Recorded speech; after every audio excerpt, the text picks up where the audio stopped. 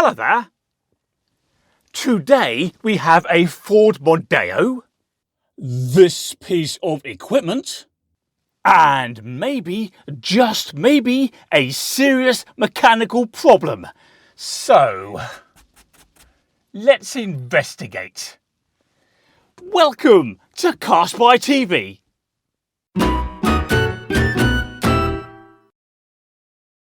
Right, let's recap. This Ford Mondeo has an engine misfire on cylinder 1 and 4. It's increasingly difficult to start, it runs appallingly, and I suspect the engine is low on compression. We don't know that for sure though, and that is why we need... Hang on. This engine compression tester. This will measure the pressure in each of the cylinders individually, and then we'll know what's what. I hope I'm wrong. To run this test, we need plenty of power in the battery, and that's partly why it's on charge, but this battery isn't very good. I'm not convinced it will actually last long enough, and if it doesn't, we'll have to borrow a battery from another car, most likely that green Vauxhall.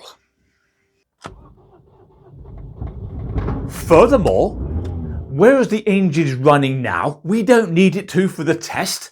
As long as it cranks over, that's fine. We'll therefore remove the fuse for the fuel pump to stop petrol moving around unnecessarily. And now, of course, as we remove the fuse, the engine should cut out.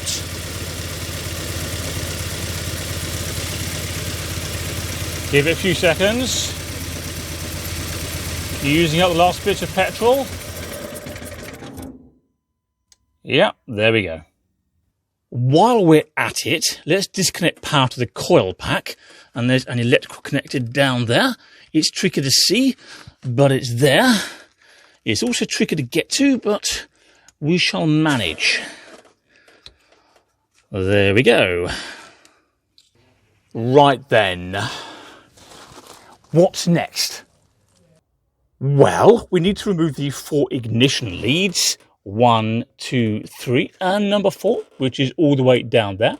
And as we can see, these have all been numbered, so they can go back in the same holes. If they were to get mixed up, we'd have even more issues, and we have enough of those, including that I just banged my leg on that thing. And in the absence of the proper tool, we'll just pry them out with a screwdriver. It will work, although, oh, that came out very easily.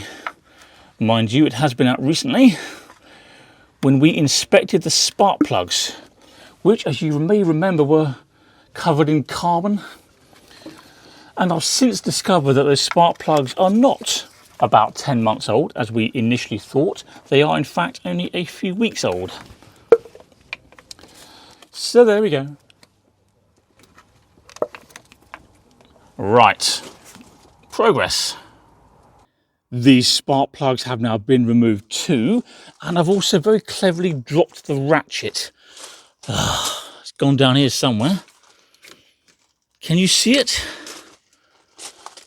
Maybe it landed on the floor. Let's have a look. Oh yes, there it is. Hang on, I can just about reach, I think. Yeah. Oh, come here. Gotcha. It's best to keep these spark plugs in order too, so they've been labelled 1, 2, 3, 4, and I've just noticed that there's wet oil on the threads of these plugs, which there wasn't last time they were taken out, and that wasn't long ago. Anyway, let's now install the engine compression tester into cylinder number 1. This kit incorporates the gauge itself, of course, which looks rather nice. We also have this big fat rubber hose. Now this end here, that goes into the gauge like so, and then the other end of the hose, this one here, screws into where the spark plug normally goes, possibly with the aid of one of these adapters. Don't know yet, we'll have to have a look. As for this piece and this piece, don't worry, we're not going to use them. Sometimes this tube screws in easily, And sometimes it's a monumental pain in the neck.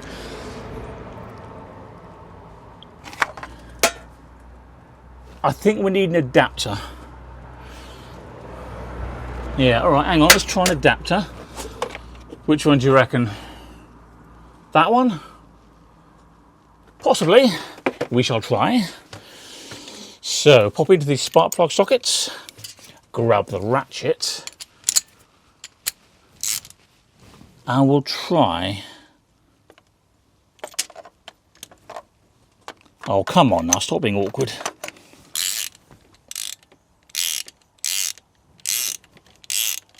Yeah, that's going in. There we go. Adapter in, hose attached, a gauge attached to hose. So we now need to leave that somewhere safe. Crank the engine and see what happens. I can't find the car keys. Hang on. Looking now. Spark plugs, fuse box lid, old bucket of rubbish, camera gear for making the video. Oh, haha. Found them. Hang on, coming back.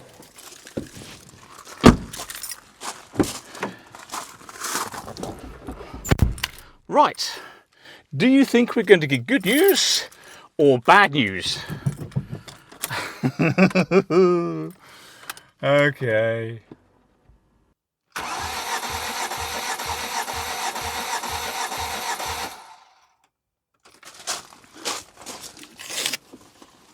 Have a look at this. We've now run the test 3 times on cylinder number 1. And on the first test, which we're calling test A, we got 140 psi. Then on test B and C, we got 130. We now need to repeat that process for cylinder 2, 3 and 4. I won't film the whole process because you've already seen it, but I will come back to you with the results. It's going to rain.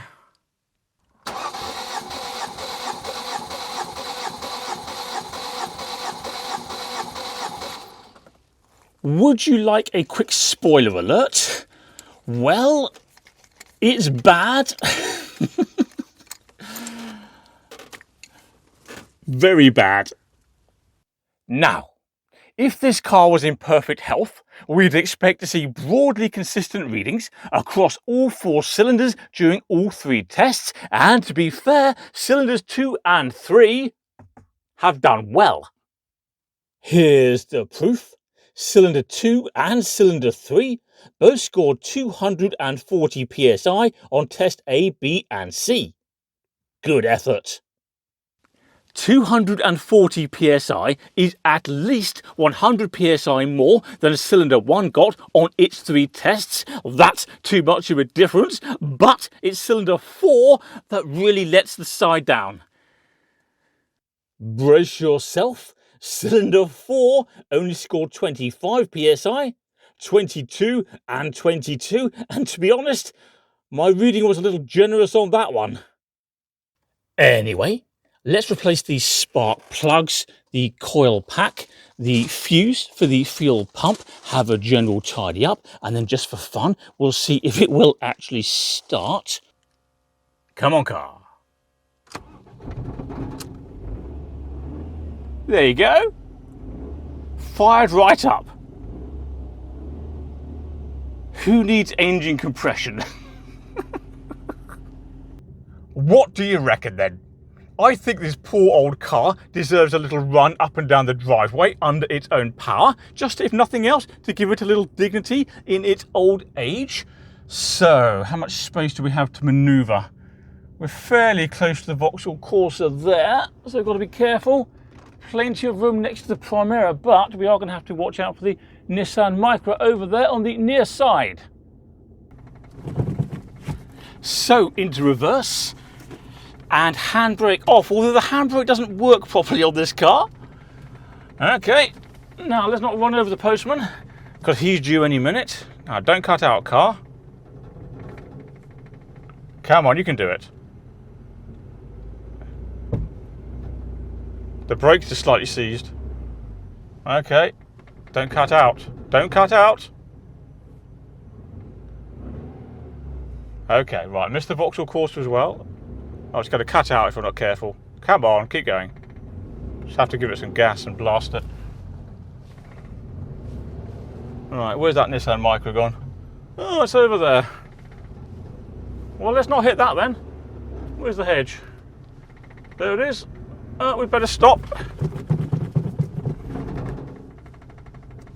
Did you hear that noise? Oh dear. Don't break down here. I don't want to push you back onto the gravel. Right.